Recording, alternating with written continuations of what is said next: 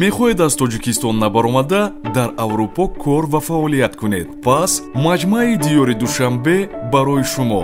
маҷмаи диёри душанбе хонаҳои гуногуни боҳашаматро бо ҳамаи унсурҳои зарурӣ барои зиндагии мутавозин, бехатар ва зебо фароҳам меоварад.